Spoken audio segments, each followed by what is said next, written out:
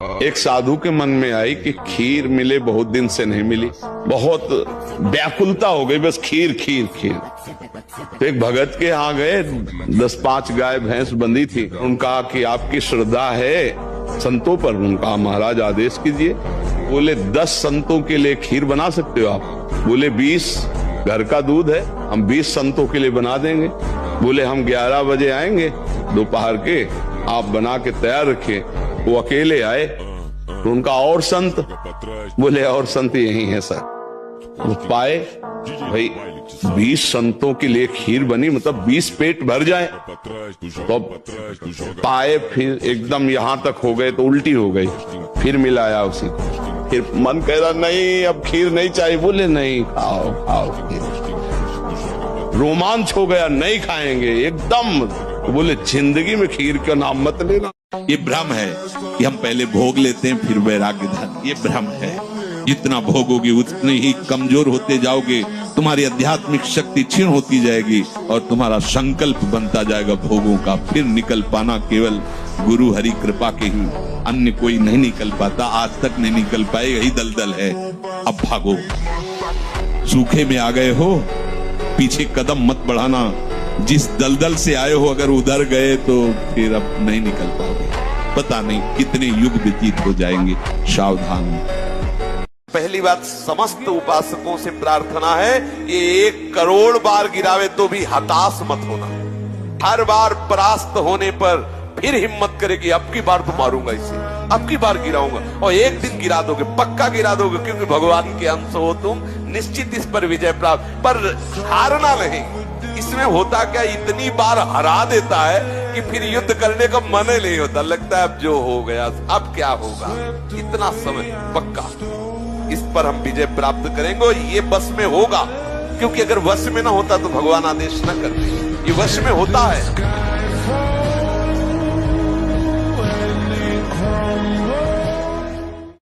तो पहली बात, स्वादहीन भोजन आपको महापुरुषों के मार्ग में आगे बढ़ा देगा। स्वादिष्ट भोजन आगे कदम नहीं बढ़ने देगा। ये लिख लो आप कागज में। जिसका भजन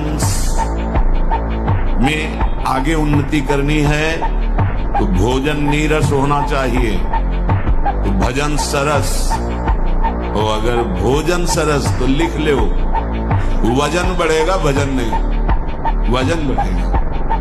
सबसे बड़ी बात यह है कि आप 1 महीना ब्रह्मचर्य रह के देखो, आप में कैसा जोश आता है। अभी तक मान लो गलत आचरण करते रहे, फिर छोड़ के देखो।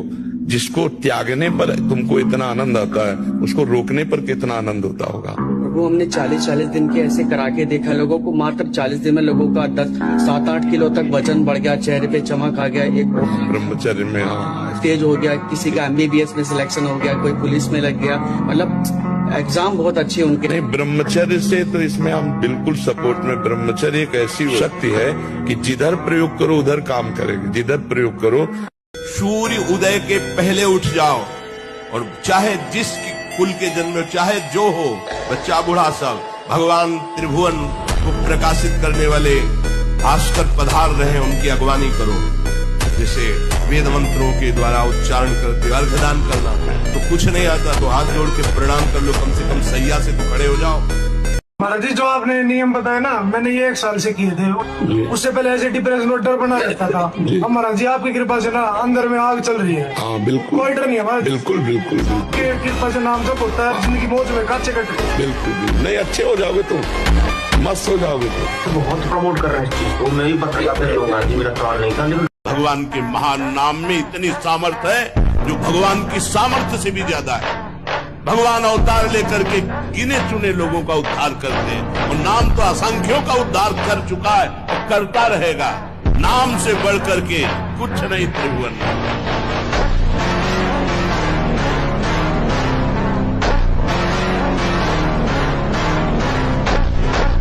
आपके हृदय में ब्रह्मचर्य में अपने आप एक उन्माद है। आप देखो, जिन बच्चों ने ब्रह्मचर्य छीड़ नहीं किया है, उनको देखो कैसे उछलते हैं, कैसे कूदते हैं, बिजली की तरह उनके शरीर में स्फूर्ति होती है, एक उन्मत्तता है, गाते हैं। क्यों? वो उन्माद पैदा कर रहा है ब्रह्मचर्य, आनंद का उन्माद। और जो ब्रह्मचर्य छीड़ किए होते, मक्खी उड़ाए नहीं उड़ती। Smart mobile, internet. उसमें क्या है कि बहुत से बच्चे विषयाकर्षण के कारण गंदी फिल्में, जिनमें हमारा शास्त्र आदेश करता है किसी भी पक्षी को भोग करते न देखे, भागवत अन्य शास्त्र भी आदेश करते कोई भी जीव यदि भोग कर रहा हो तो हम ना देखें, और हम मनुष्यों का भोग देखें उसमें, और हम सोचे कि हमारा आप कोई क्रिया ना करो, केवल गंदे वो भोग संबंधी चित्र देख लो तो आपके मन में जो संस्कार बन रहे हैं, जो कामोत्तेजक भाव बन रहे हैं, वो आपको ब्रह्मचर्य नहीं रहने देंगे। सोते जागते उठते बैठते आपका वीर स्खलित हो जाएगा। जब ब्रह्मचर्य रहा जाता है तो उसको सुविधा माया देती है ब्रह्मचर्य नष्ट करने की। ये बैठालना चाहिए। जैसे आप नियम लिए कि मैं आजीवन ब्रह्मचारी रहूंगा, तो आपको पक्की सुविधा एक समय आएगी कि आप आराम से भोग लीजिए, कोई निगेटिव नहीं, कोई नकारात्मक सोच भी नहीं आएगी, आप उसको स्वीकार करें, क्योंकि आपके व्रत को भंग करने के लिए माया ऐसी सुविधा देगी। अगर जीवन को लक्ष्य में पहुंचाना है तो हमारी बात को मान लो, जितने लोग सुनो। पहला ब्रह्मचर्य, दूसरा कम खाना, तीसरा कम बोलना अर्थात विचार पूर्वक बोलना, और चौथी बात कम सोना। अगर आप मेहनत करने वाले व्यक्ति हो तो 6 घंटे पर्याप्त है। 24 घंटे का एक हिस्सा आप सोने में दे सकते हो। पहले क्या होता था, जैसे गुरुकुल में स्मृति आपकी कमजोर हो रही है तो मेधा शक्ति बलवान करने के लिए ब्राह्मी शक्ति उसको पिलाई जाती थी। ब्राह्मी है ये चीजें क्यों? क्योंकि उनमें इतनी शीतलता, उनमें पौष्टिकता है कि वो वीर का वर्धन करके वीर को रोकेंगी। खास बात उसमें होती थी। अब हम इस बात को ना समझ करके फ्रेंड बनाते हैं और वो विनाश का खेल खेलते हैं जो हमारी सारी सांसारिक और पारमार्थिक दोनों उन्नति का नाश कर देता है। कि नौजवान लोग जो इस गंदी आदत में फंसे हैं उसका सपोर्ट हो रहा है। ऐसी फिल्में दिखाई जा रही हैं जिससे सपोर्ट है कि नॉर्मल बात है, ऐसे डॉक्टर कह रहे हैं कि नॉर्मल बात है। ऐसे कैसे नॉर्मल है?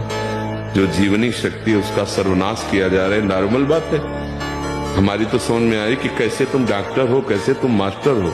डॉक्टर और मास्टर का मतलब एक माँ और पिता जैसा प्यार, वो मरीज के लिए, वो अपने विद्यार्थी के लिए। तुम अपने बच्चे का नाश कर रहे हो और कह रहे हो नॉर्मल बात है।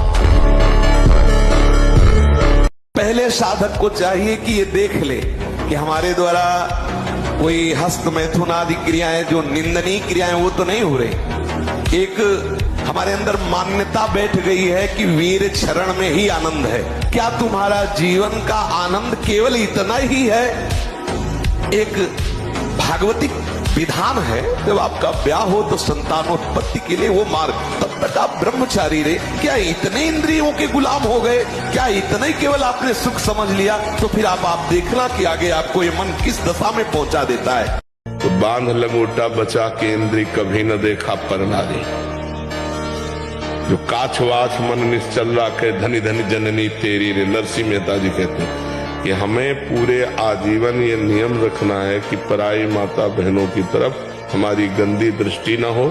कभी अगर दृष्टि भी गंदी हो जाए, मान लो चूक है, बड़े जन्मों से हम उसी में लगे हुए हैं, तो क्रिया नहीं होनी चाहिए।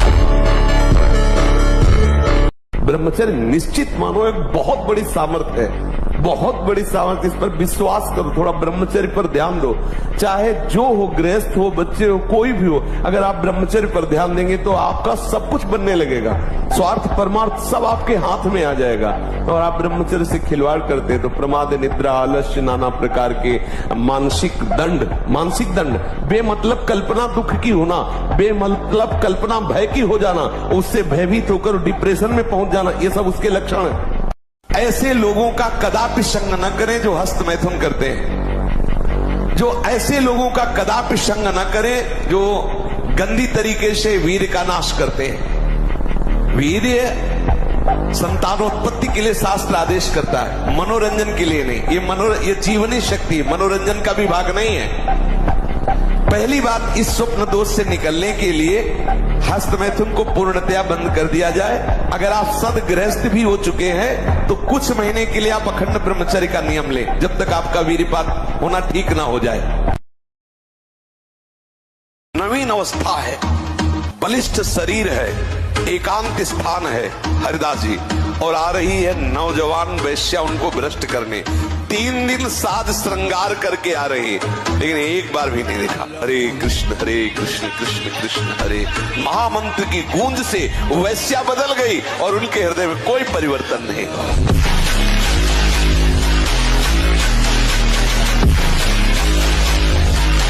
एक मन अन्न के बाद, एक मन अन्न जब शरीर में जाके पच जाता है पूरा, तब एक बार संतान उत्पत्ति के योग्य वीर बनता है, एक मन अन्न में।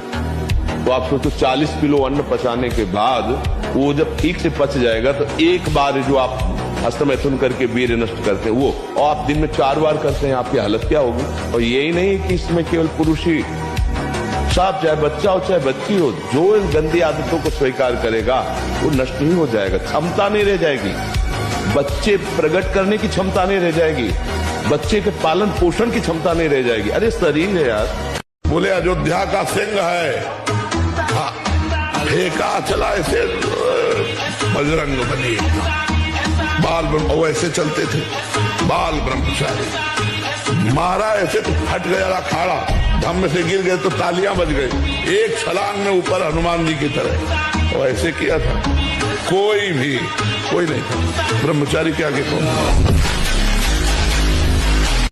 कभी मन भटका है तुम्हारा?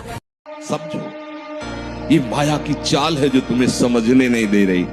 अरे भाई समझो, समझो, अरे माया के दीवानों, यहां से हमें जाना है, कुछ साथ नहीं ले जाना है, कोई साथ नहीं जाएगा, बस तुम फंस गए हो मोह दलदल में।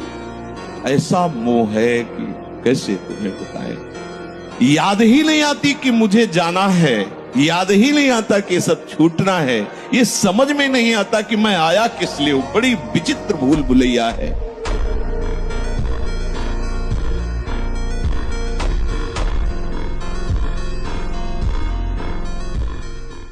पच्चीस वर्ष तक एक ब्रह्मचारी रहे और फिर वो गृहस्थी में चला जाए, और 20-25 वर्ष गृहस्थ में रहे, तो वो बहुत अच्छा गृहस्थ। और 25 वर्ष का ब्रह्मचारी जब संतान उत्पन्न करेगा तो बलिष्ठ और ज्ञानी और सर्वांग पुष्ट संतानें होंगी। और उसका महत्व ही नहीं समझा गया। बच्चे खिलवाड़ में जैसे दाद होती है, उसे खुजलाओ तो अच्छा लगता है, पर बाद में फबद जाती है। बस दाद जैसा सुख मिलता है उसको खुजलाने का, और उसी को सुख समझता है। 6-6 घंटे पद्मासनों पर बैठे, बिना हिले डुले, भीषण कष्ट हुआ पर उसे शरीर शांत। तो सुषुम्ना नाड़ी खुली, वीर ऊर्ध्वता में प्राणायाम के द्वारा प्राणों का संयम, शरीर को व्यायाम के द्वारा स्वस्थ, आसनों के द्वारा वश में कर लेना, आहार के द्वारा पवित्र बुद्धि करना, इंद्रिय भोगों का दृश्य श्रवण संभोग इनसे दूर रहना, इंद्रिया पवित्र, तब जाके वीर ऊर्ध्वगामी होता है। उसे कहते हैं अखंड ब्रह्मचारी। तुम्हारे अंदर इतनी शक्ति है कि महान शक्ति का दाता भगवान अधीन हो जाएगा। कहां मारे घूम रहे हो, किसके सामने मारे हो? समझो तुम क्या हो, पहले समझो। तुम भगवान के अंश हो, तुम्हें कोई शक्ति नहीं दे सकता, क्योंकि तुम स्वयं शक्ति स्वरूप हो। तुम अपनी शक्ति को पहचान ही नहीं, भगवान के बच्चे हो तुम। तुम्हें किसी से भीख मांगने की जरूरत है? बस भूल गए अपने स्वरूप को। सच्ची मानना, आप एक पत्नी में आसक्त हो जाए, कुछ दिनों के बाद आपको घृणा होने लगेगी, क्योंकि उसमें सुख लगे। तभी देखा है, गांव में देखा है, थोड़े दूर संतान हो गए, दरवाजे के बाहर चारपाई में लेटने लगे, उन्हें आप संयम में आने लगे। अगर आप दूसरी माताओं बहनों की तरफ देखोगे, काल तुम्हें ऐसी जगह फंसा कर नष्ट करे, होश उड़ जाए। व्यभिचारी की कभी भी सुख शांति सदगति नहीं होती। जब बिगड़ जाएगा ना आचरण तुम्हारा, तो फिर ना अंदर सुधर पाओगे ना बाहर तुम रह पाओगे। खड़े होने में चक्कर आना, कमर दर्द करना, गांठ दर्द करना, पढ़ाई में मन न लगना, भोजन अपाच्य, भोजन न पचने लगना, चिड़चिड़ा स्वभाव हो जाना, जरा सी बात में किसी को कटु वचन बोल देना, ये सब बातें आने लगेंगी, जो वीर शक्ति का ह्रास कर देते हैं। ये सब दोष आ जाते। गुरु को देखो, गुरु के वचनों को सुनो, उनके दिखाए मार्ग पर चलो। अगर कोई बाल बांका कर दे तो सभा में खड़े होकर बता देना। 1 साल केवल आप ब्रह्मचर्य रहिए, व्यायाम संयम से रहिए। आपसे कोई हाथ मिला ले तो बताओ, चाहे टेढ़ा को आप उठा के पटक देंगे, क्योंकि ब्रह्मचर्य का बल। ब्रह्मचर्य का विमल प्रताप प्रकट होता है। वीरवान बलवान होता है, विद्वान होता है, तपस्वी होता है, मनस्वी होता है, त्यागी होता है, तत्व चिंतन परायण होता है। ब्रह्मचर्य में अलौकिक अमानुषिक शक्ति जागृत हो जाती है। अमानुषिक ऐसा कैसे हो सकता है? हो सकता है क्योंकि ब्रह्मचर्य है, क्योंकि भगवत मार्ग का पथिक है। उस शक्ति, उसकी शक्ति के सामने संसार को आश्चर्य असंभव जान पड़ता है। हमको इतना बलवान बनना है कि सुख और दुख दोनों हमको छू न सके। बारिश से बारिश सुख की व्यवस्था है तो अहंकार है। हर्षित होकर किसी का अपमान न करे कि हम धनी, हम पदाधिकारी, अमुक। भारी से भारी दुख आया तो हमें किसी के सहयोग की जरूरत नहीं। ब्रह्मचर्य ही परम तप है, ब्रह्मचर्य ही परम धन है, ब्रह्मचर्य परम एकाग्रता है। एकाग्रता ब्रह्मचर्य से आती है। आंख मूंदो या खुली रखो अगर ब्रह्मचर्य ठीक, एक शीतलता, एक गंभीरता, और जिधर दृष्टि लगा उधर एकदम चिपक जाएगी जाके।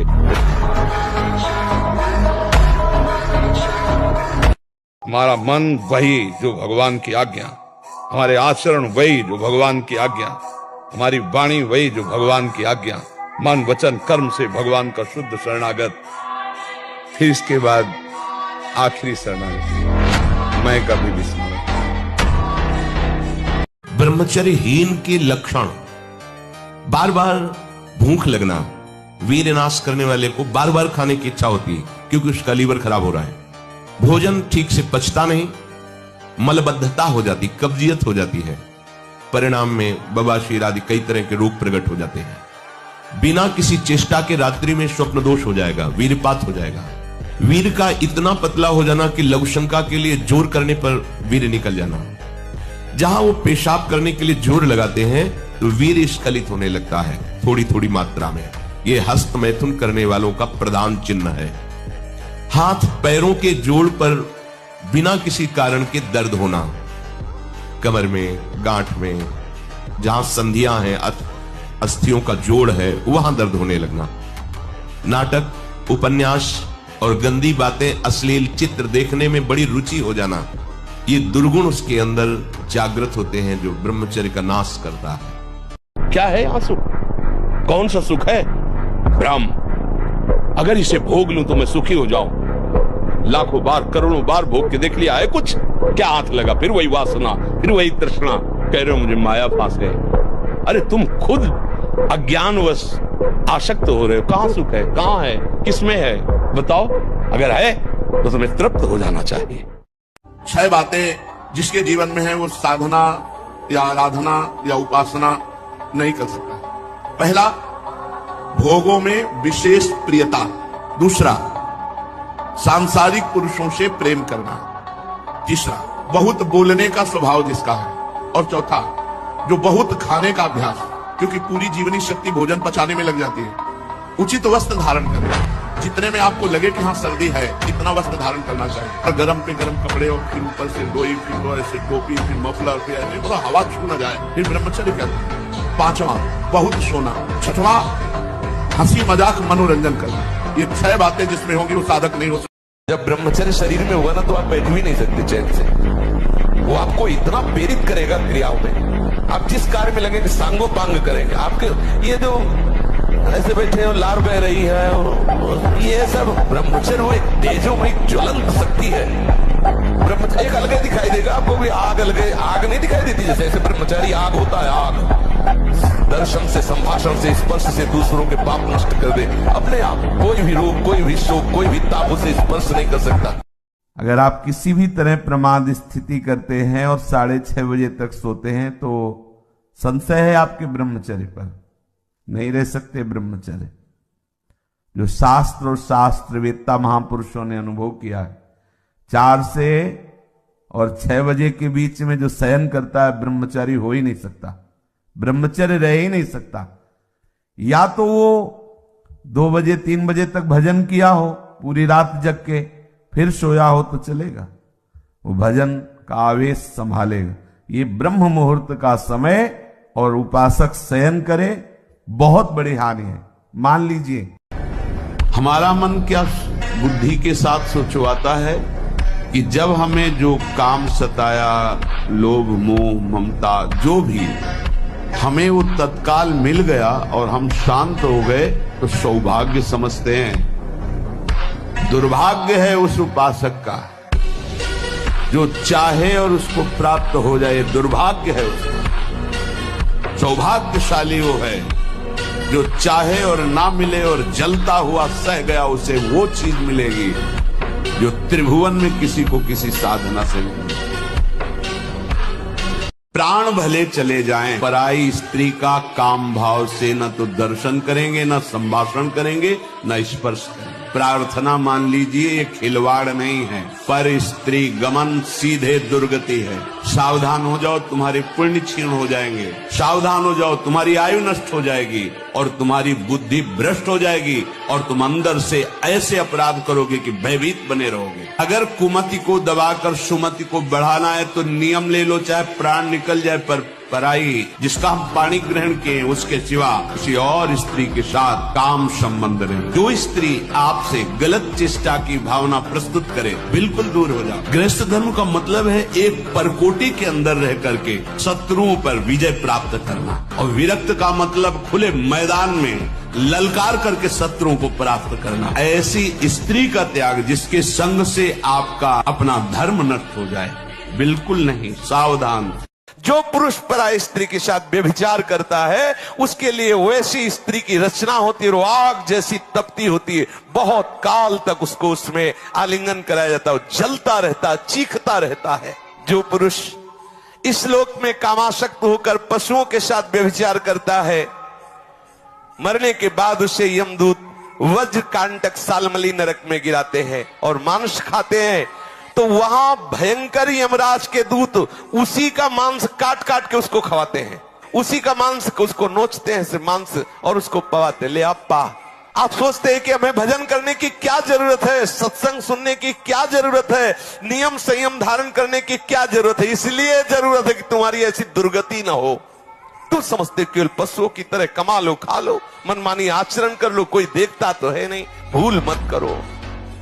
बड़े बड़े महापुरुषों ने जो निश्चय किया है ये उनके अनुभव के विषय। वो आप चाहो, जब से सृष्टि हुई कि आज तक कोई भी कामना हमें छोड़ नहीं पाई, ना हम कामनाओं को छोड़ पाए। सब स्टॉक लगा हुआ है, हम कब तक निकल पाए? जब देखो तो कोई न कोई वासना कामना, सब ज्ञान विज्ञान की बातें होती और कामना वासना।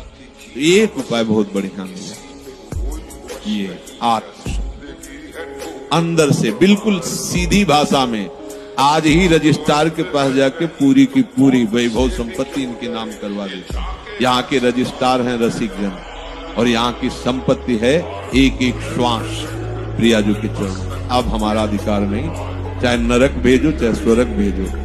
वीर ही अमृत है, वीर त्याग ही मृत्यु है, इतना समझ। ऐसे ऐसे साधक है कि 10-10 वर्ष हो गए स्वप्न दोष नहीं हुआ, 10-10 वर्ष हो गए स्वप्न दोष ही नहीं हुआ। ऐसे भी उपासक है हमारे पास है, अपने पास है, 10 वर्ष हो गए स्वप्न दोष ही नहीं हुआ। तो क्या है, उन्होंने संयम किया, वीर जो है स्थगित हो गया, परिपक्व हो गया, धीरे धीरे ऊर्ध्वगामी होने लगता है। अगर हमारा वीर ब्रह्मचर्य ठीक है तो मन शांत और एकाग्र रहेगा और प्राण बलवान और सूक्ष्म रहेगा। अगर वीर कमजोर हो गया तो मन चंचल अशांत और प्राण स्थूल और बलहीन हो जाएंगे, स्थूल सूक्ष्म नहीं होंगे। अब मन जिस विचार में फंसा देता है बिना मतलब फंसाए, कोई भय नहीं, वो भय दे रहा है, कोई शोक का कारण नहीं, वो शोक दे रहा है, चिंता दे रहा है। किसी भी कार्य को करो इतना संशय पैदा कर रहा है, पता नहीं काम सफल होगा कि नहीं सफल होगा, कहीं ऐसा तो नहीं हो जाएगा, कहीं ऐसा तो, वो अशांत रहता है। और जब ब्रह्मचर्य ऐसा कैसे हो सकता है?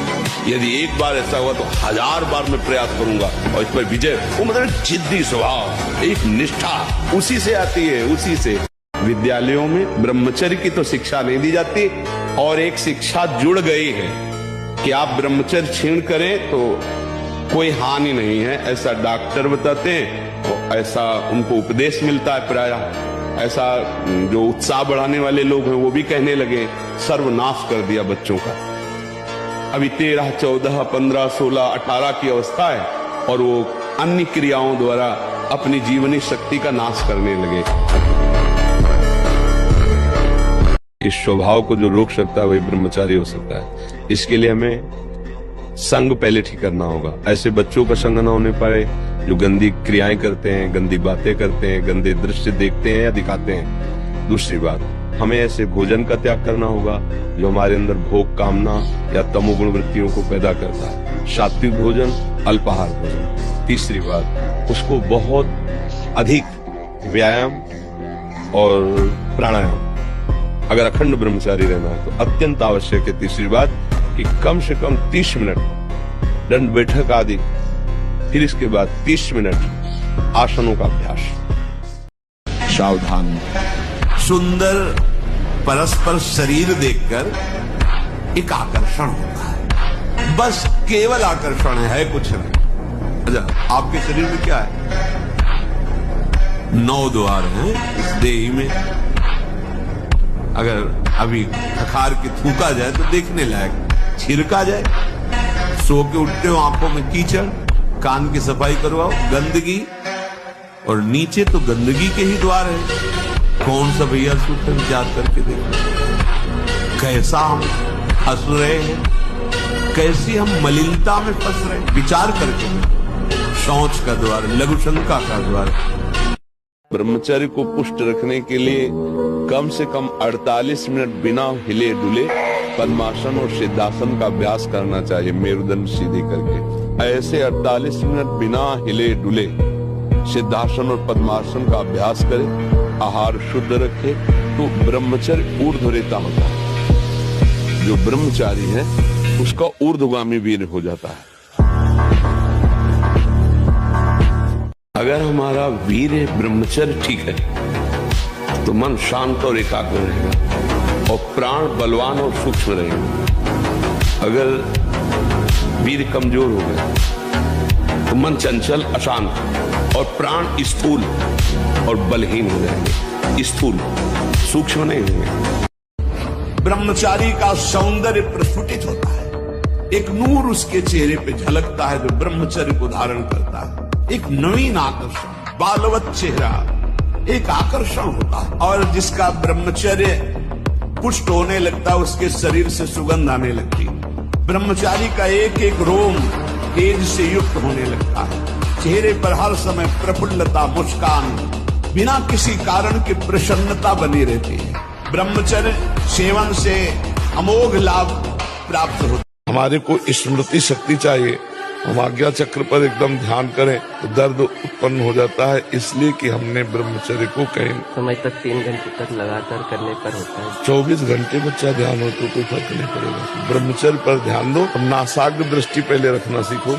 अब जब यहाँ दृष्टि रखोगे तो जोर यहाँ लगेगा आज्ञा चक्र पे, और इसे बर्दाश्त करो और यहाँ लिखो, अपने इष्ट का नाम लिखो। आंख मुंदनी नहीं बच्चा, आंख मुंदनी नहीं है, अर्ध निमीलित ऐसे, पलक नहीं झपकनी, नासाग्र दृष्टि रखनी। और यही हम लिख रहे हैं नाम, और इसी को हम देख रहे हैं, इसी को पढ़ रहे हैं। इससे क्या होगा कि आपका आज्ञा चक्र बलवान हो जाएगा, एकाग्रता बलवान हो जाएगी, और ब्रह्मचर्य से भोजन सात्विक हो। आसन में बैठने का अभ्यास हो, पद्मासन, सिद्धासन। ध्यान के लिए सिद्धासन बहुत सरल होता है। गुदाद्वार और मूत्रेंद्री के बीच में रखा जाता है। बाई एड़ी, दाहिनी एड़ी मूत्रेंद्री के ऊपर जाकर के लगेगी, और दोनों के पंजे दोनों में ऐसे धसे होंगे। ध्यान के लिए सिद्धासन श्रेष्ठ है, मंत्र सुमिरन समाधि के लिए पद्मासन श्रेष्ठ है। ब्रह्मचर्य से रहो, पवित्र भोजन करो, मोबाइल का दुरुपयोग न करो और किसी से व्यवहार न रखो।